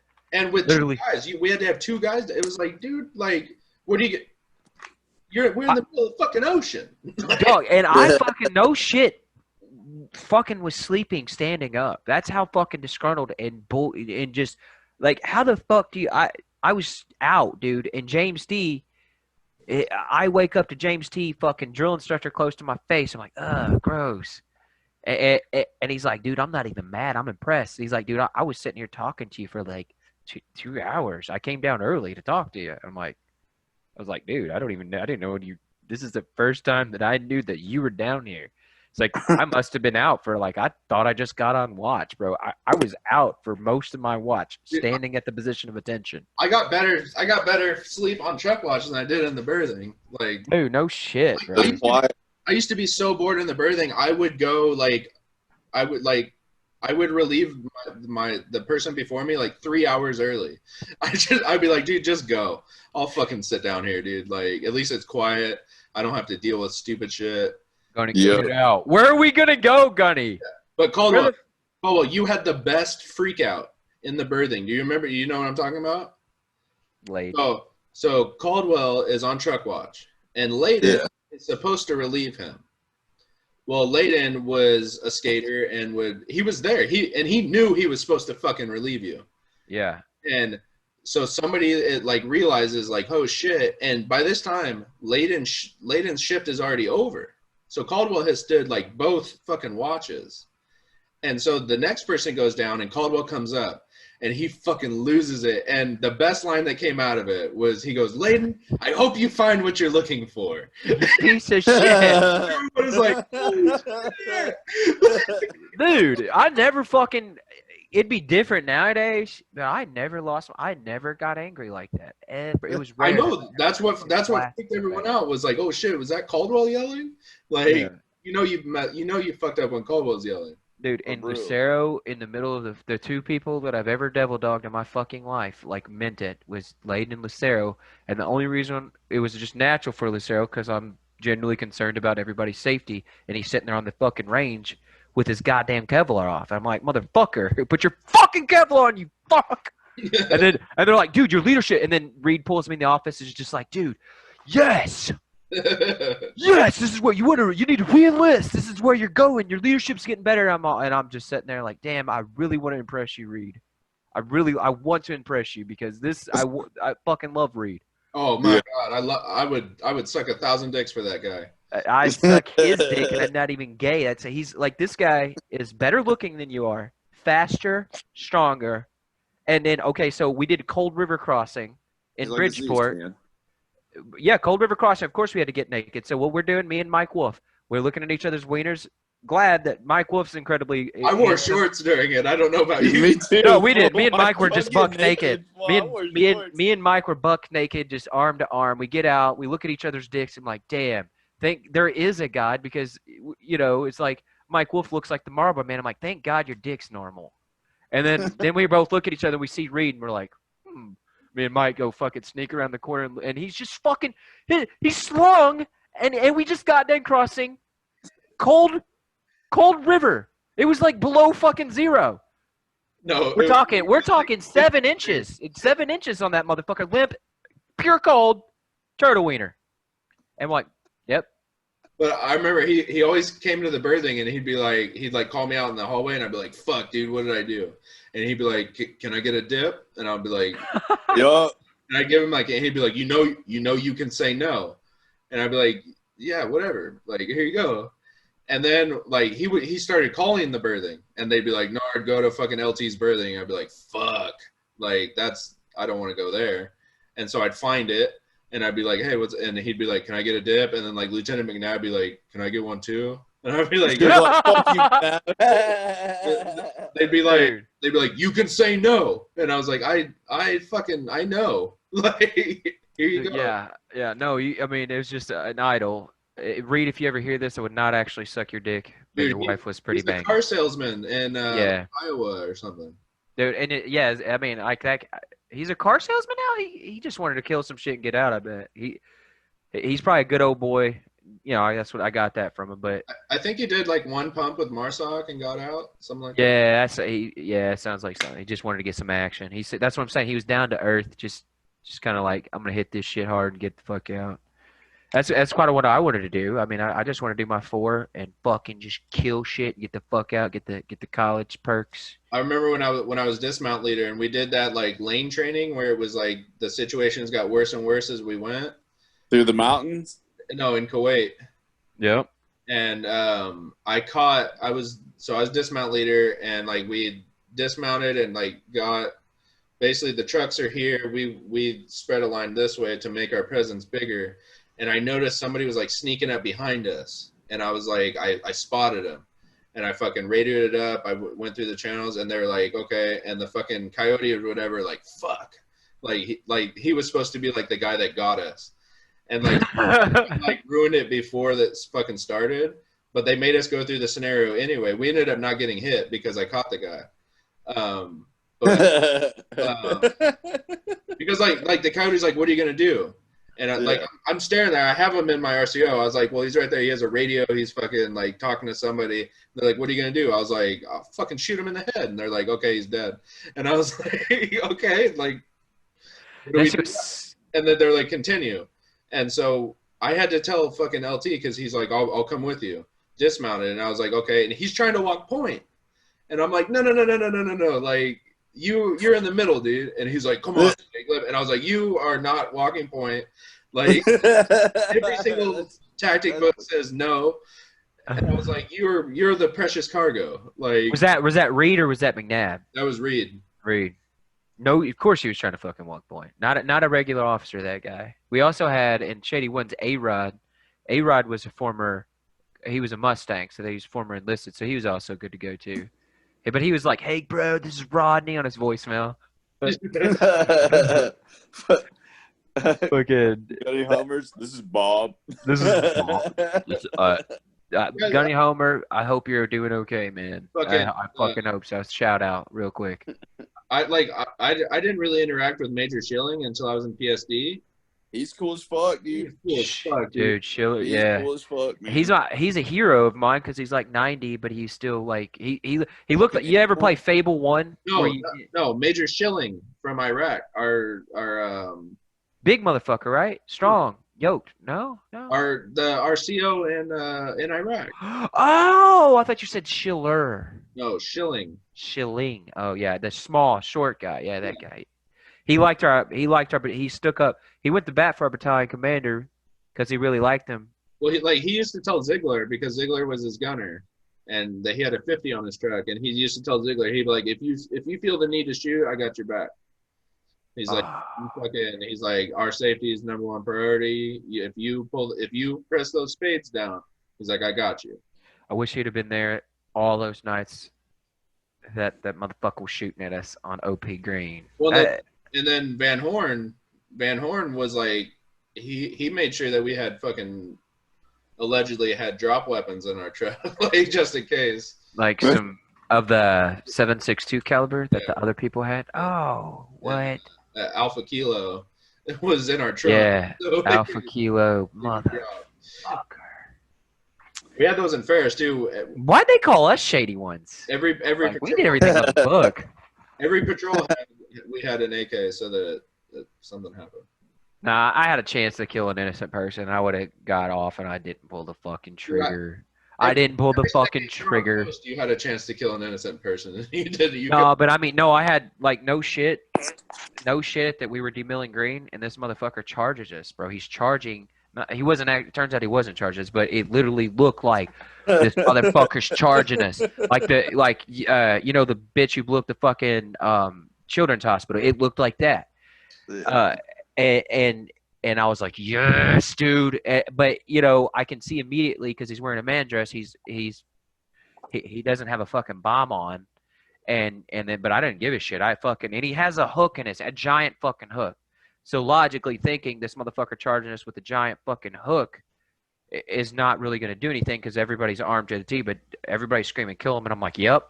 And I fucking pull up and I pull the trigger. My fucking gun's on safe. I'm like, motherfucker. And I click it. I click the gun off safe. And then his daughter is just looking at me like, and that was literally the morning that I'd called and heard Cameron's fucking voice for the first time. Okay. So I was like, dude, fuck. And then I didn't pull the trigger, and I just get the fuck off the goddamn fence. He was just trying to get fence because the bulldozers were hit. You know, Hescoberry people is basically chain link fence in a square with wool in it, packed uber tight with sand to stop bullets and other things from happening. So they they would break them down by hitting it with the bulldozer, emptying the sand, makes it completely soft. Dude was just trying to get some fucking. Everybody was going crazy grabbing shit. This dude stuck out because he just came out charging, and you know my reflexes just took over. I pulled the trigger. We had got complacent at this point because we were playing soccer with the kids without the gear. So I walked around at this point, condition one weapon on safe instead of weapon on fire. But usually, the whole deployment I had weapon on fire, and that's what saved his fucking life, dude. Was my son was born that fucking day, and his daughter was there, and I'd become a pretty fucking, like I said, I prayed to fucking God every day because we were getting shot at. I'm like, we can't do anything, so I just fucking prayed to God every day that I could fucking end his life. But it didn't happen. I bitched out. Just kidding. I mean, the only person to tell me a good job, I got fucked up after that too. I got fucked up after that by everybody, except the only person that said, good fucking call, was when everybody else was gone and I was digging a hole to China. And then as I'm digging a hole, Rodney, A-Rod comes out there and says, good call, Caldwell. And then walks off. And I was like, you just kept me going, motherfucker. You just kept me going because I hate every fucking body. What? Yeah. I mean, the stupid shit that you guys, that we all had to do, like this, like, why didn't you want to re-enlist?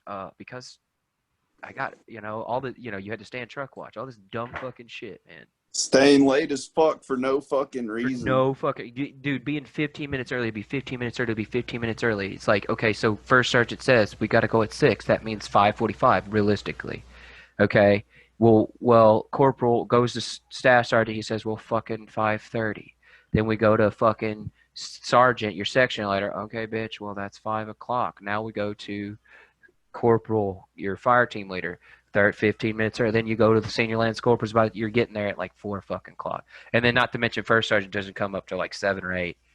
I had to do something. It's like, man, fuck you. You just enjoy having minions, dog. And I don't even bet anybody would enjoy that.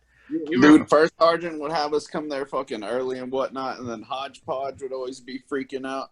Are you drunk? Are you drunk, Ron?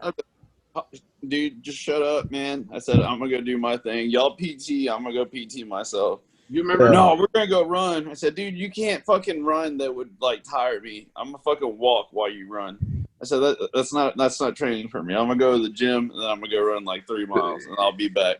The reason why I packed on weight is because I shot the fucking 240 for the first time, and when we were and I was just like a little child. Like, I couldn't hold on to it. So you can't just be a runner and hope to God that you're going to hit something with a machine gun.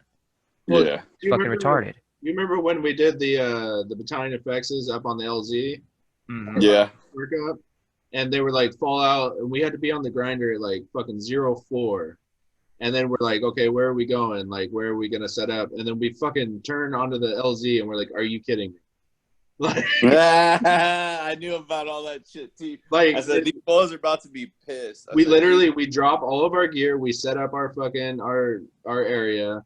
And then they're like, okay, go to chow. And we're like, we were just fucking there. Like, we couldn't have waited. And then, dude, like, purchasing them, they came up to me. They're like, dude, what are we doing? I said, we're here. That must have been shitty, bro. I said, dude, this fucking sucks. I said, my room's like right over there. I said, this is fucking ridiculous. So what the fuck kind of training is this shit? Well, that's what we did. Like, a lot of the nights we would go and we would just stay in our fucking room. Yeah. And there'd be a gear guard up at the LZ, and we would just go chill in our room because we weren't like, we would do QRF over to like main side, and there'd be a notional bad guy, and we'd fucking meet up and we'd take care of him, and then we come right back to the LZ. And it's like, and debrief and then fucking all that stupid shit. Why couldn't we run this shit from the fucking grinder or the fucking like park our trucks in front of our barracks? Like, yeah, or actually, if you want to go on a field op because of training, and that makes sense, actually go to the fucking field. And this op 4 shit, I was op 4 a couple times. Dude, they tell op 4, okay, go up there and run and die. Like, no, bitch.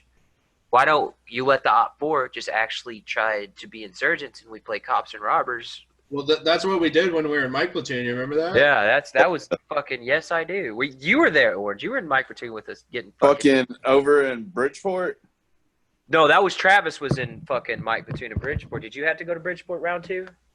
Yeah, dude, they made me go all the way up to like almost the day that I got out. What the fuck? Dude, I went there like 6 times. No shit. Oh, dude, tell us about that shit, bro. Like being the higher ups bitch. How that's fucking. Nah, dude, op 4 was legit because I didn't get to be anybody's bitch after anymore. Yeah. That was fucking like, I don't know, it wasn't that bad because nobody really told me what to do. I'd come in there and be like, fucking, all right, I need to go check my comm shit, and I fucking dip out. Yeah, fucking. I had a lot of serial, like, there's a lot of shit to do though. The fucking all the serial numbers and all that shit, and then the crypto and all that. So you never had to be anybody's bitch ever? Not really. I pretty much did what I wanted to. Sometimes I'd take like days off and I go surf and then I'd come back home. No shit. You motherfuckers. Like. God, well, you remember our first Bridgeport, right, before the Mew? When we were QRF from our little squad base there, right? Yeah. It was like the first night, and they were like, okay, everything now is, you're in a combat zone, and we were like, okay. And like we were out on truck watch or something, and we were like fucking with the saber system, and we found the like trigger guy that was supposed to like attack our barracks. Like they were like, people are gonna infiltrate our camp, and we're like, okay. Be like, remember we had sentries going around. There was challenge and pass. There was like all by the book shit. And when we were up? No, when we were before the Mew. Oh, before the Mew. Okay. So we were out there and we found the guy up on the hill in the thermal, and we radioed it up and we did Using the laser. they sent a foot patrol up, and they like caught him, and then like they were like, okay, yeah, just let him go, and like he gave some bullshit excuse of like, oh, I'm observing you or something like that, and they're like, okay, Yeah, but then we never got infiltrated. never. And dude, well, we had our. I mean, dude, like I said, nobody's ever fucking ever snuck up on me ever in the Marine Corps. That's one thing that is I Well, could fucking say. I pay for that now because I'm fucking paranoid at night. Like people sneaking up on me all the time. My bags under my eyes ain't bad because I've been using eye cream, but Especially normally fucking I little have black kids. underneath eyes. Little kids move like SEAL Team 6, dude. You turn around and they're right behind you, and you're like, how the fuck did you get in here? Like, Yeah. Well, any of those, dude. Honestly, like, dude, I used to fucking like, dude. You know, I grew up as a fucking redneck in a goddamn farm, so I don't know how many parties that I would literally blow up back when they made the good fireworks and sparkler bombs. I blew up my older brother's parties, literally snuck up to them while they were just literally crawled up to the bonfire, used chairs and coolers, and was never seen, and they're right fucking there. And I would stay in the I would learn early to stay in the fucking shadow.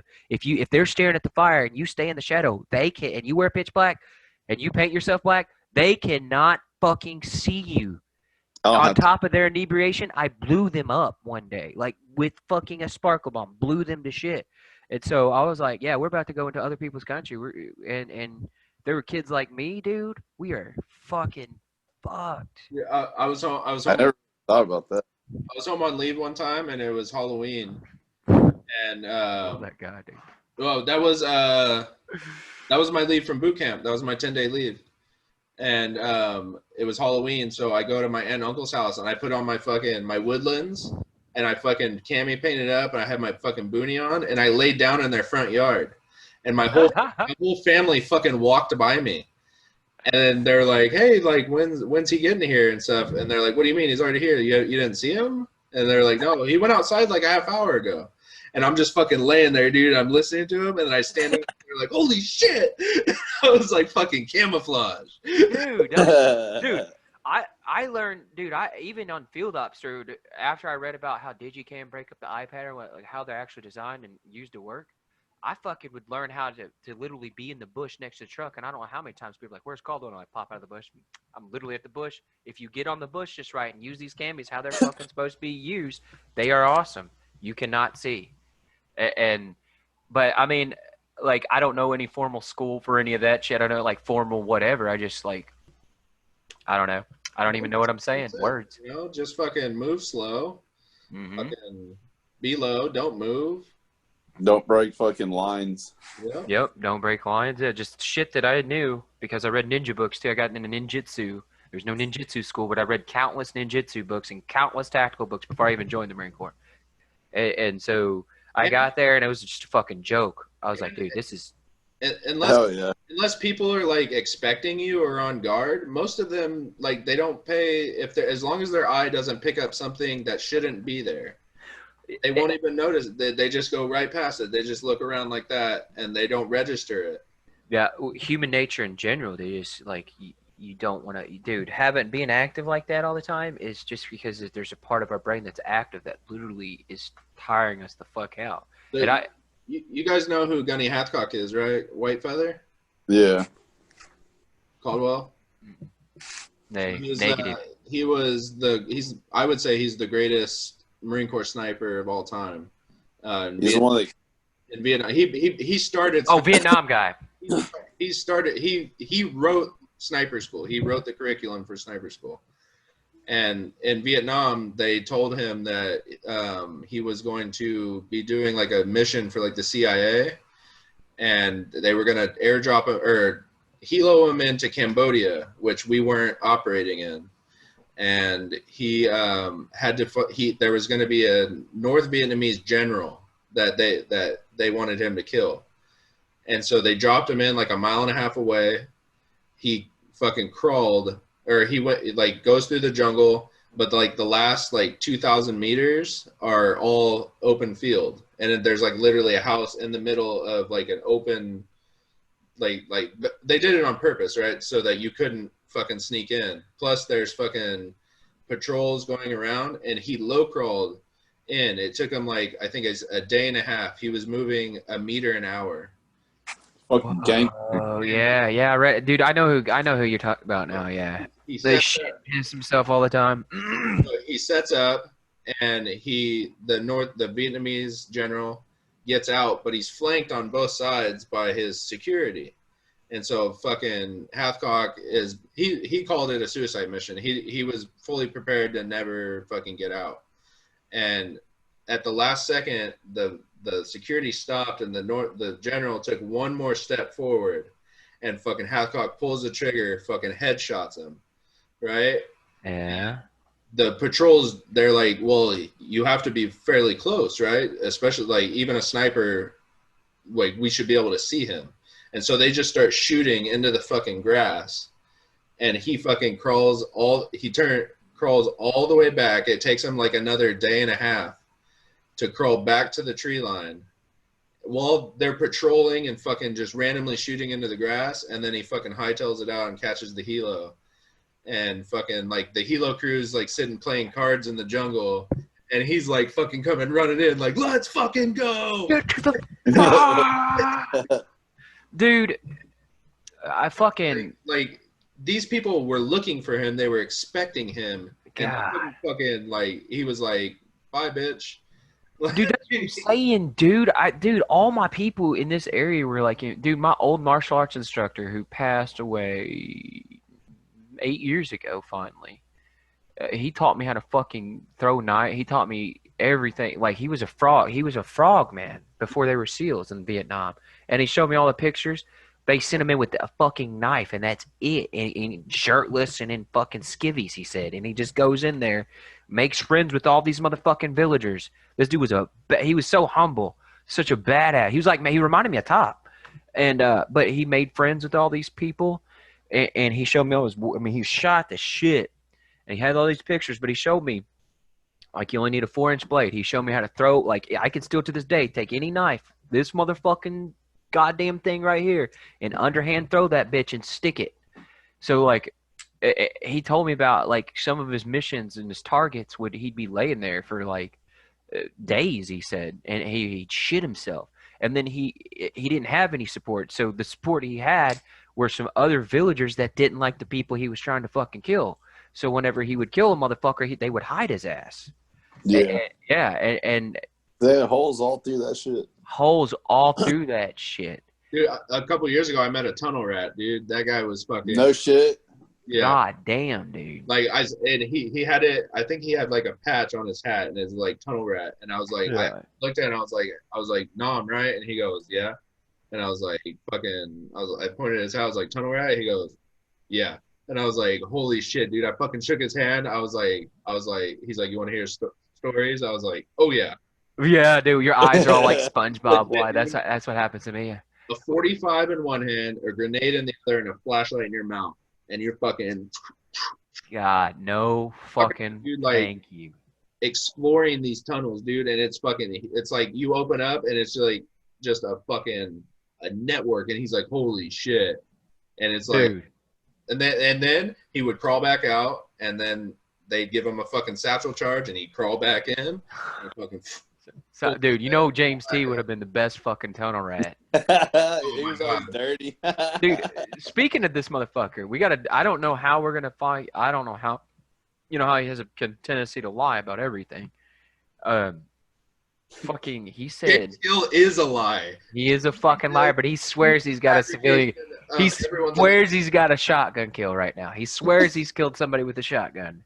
James T is a fabrication that everyone has individually fabricated in their mind, but it sinks to everybody who supposedly knows him. That's what he is. Yeah. Oh, bro. Dude, where's Ian been? Musto? Yeah. Oh, dude, he came to my house a few years ago. He was like, he just picked up one day from Michigan and was like, fuck it, I don't want to be here anymore. So he like got on the Greyhound and just came to California. He like was in like Utah for a week, and he's like, fuck it. He just randomly volunteered at an animal shelter for a week, and like living out of a hotel. And then he came here, and we got pretty fucking stoned. And then he went down to LA for a little bit and hung out with Rosie and Leon.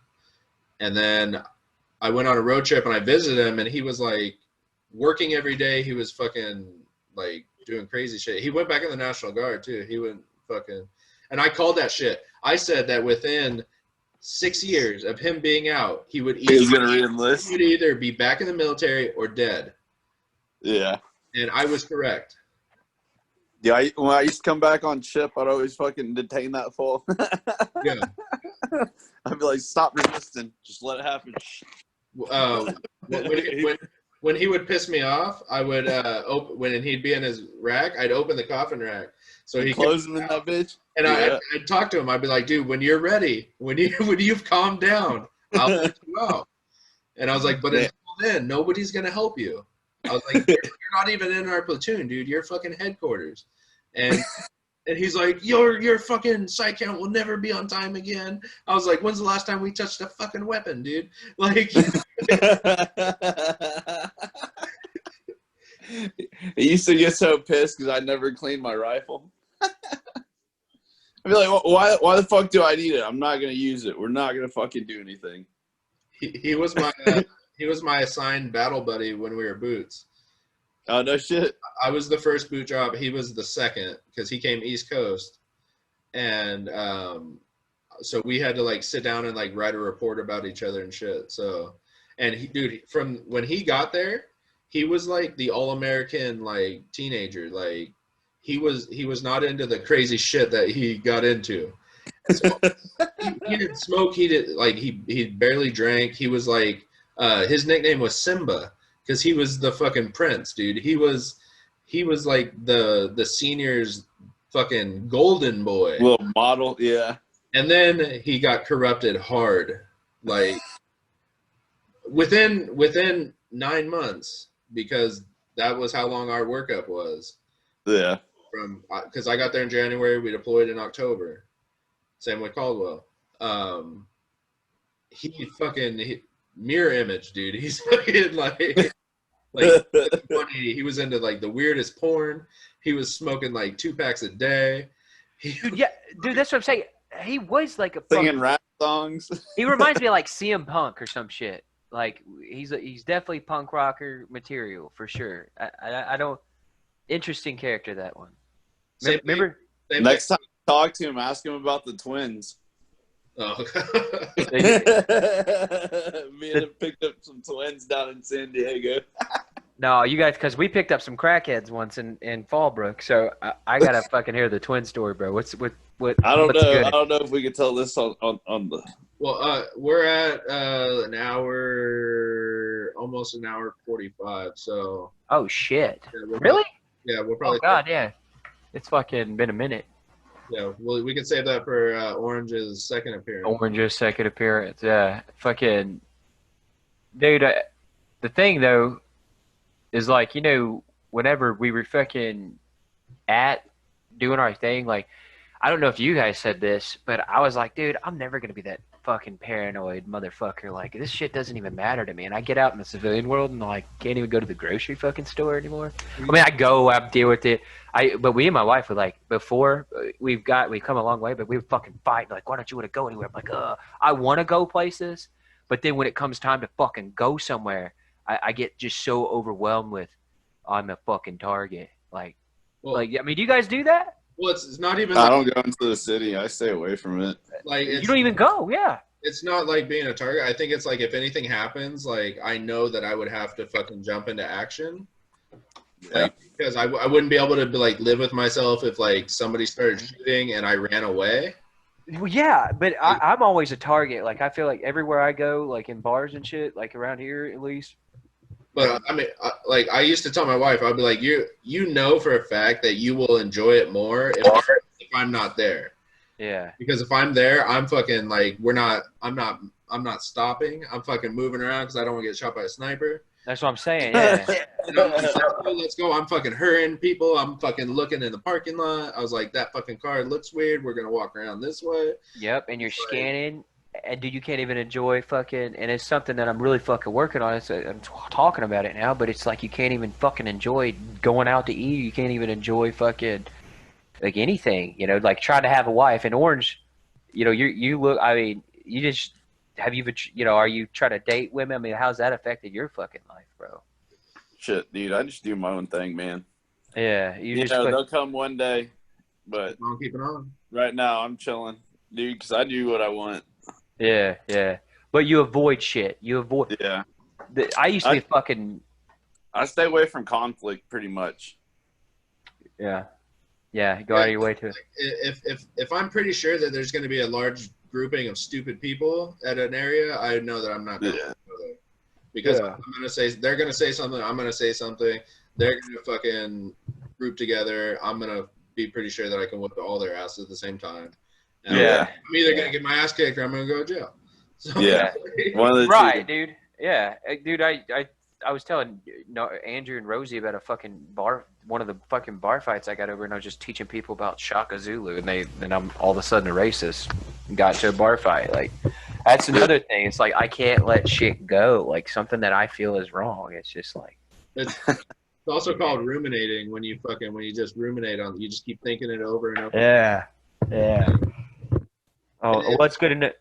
It's almost like OCD. Like you can't fucking let it go. Like especially if I watch like a stupid war movie or something like that, and like I see like a tactical situation, I'll keep thinking that's fucked up on it. Like he should have went left. He should have fucking went left. Yeah, dude. Yeah, dude. Or then, or you fucking get like, you know, sometimes with my kids and shit, or even my fucking wife, I'm like, you not like, okay, so she asked me just earlier. It's like, you know, she's like, we were looking up. I was looking up, doing heavy into doing school research shit, this calcium shit, fucking. And then she sees a question that she was curious if it's calcium fucking phosphate the same, or calcium carbonate the same thing as fucking baking soda.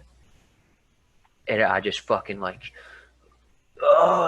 fucking baking soda is sodium bicarbonate. It's not the fucking same thing as calcium carbonate. It would be called calcium carbonate if it was calcium carbonate. And then I'm like, you know that? How many times have I told you baking soda is sodium bicarbonate?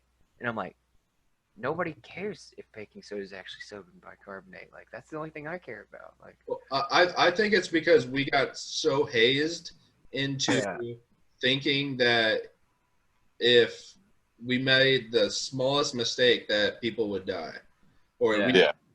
So and it's not fucking life or death, man. Like when I think of like a potential consequence to something, my first thing is like death. Yeah, it has to be perfect. Yeah. So I guess it's fear. Fear is dictating my life, and it sucks. Well, it doesn't always. It's not as drastic as it sounds, but it's fucking. Dude, you know what you need to do is you need to go climb up in a tree, get a fucking spear, let some wild hogs run out and fucking jump out. And dude, I've been fucking saying that. I have a bow that needs to taste blood, and I only shot targets on it, and I need to get the draw fucking lessened because I think it's at 75 pounds right now. Oh no, you're good, dude. That's perfect. No, because I shot a hog at 65. I can only shoot it like 5 times before my shoulder starts hurting.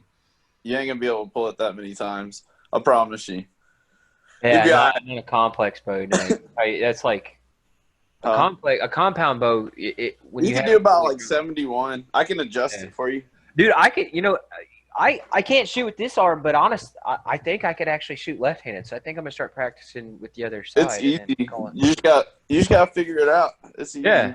Yeah, dude. That's what I'm saying. If I went outside and went and bought some fucking arrows, and then sat outside for, like I would train normally, and fucking shoot with my other side, I'd probably pick it up quick. So I think I'm gonna start bowing again, just with the weak side. Dude, y'all gotta come out and shoot some hogs, man. I'm still planning on it, bro. I'm still planning on it. Like, hey, I think there's a lot of shit that scares my wife when because I'm more open about shit. I'm letting more of this shit come out. We've been together for a while, but I'm letting more shit come out. and it just fucking scares her that I get a gun.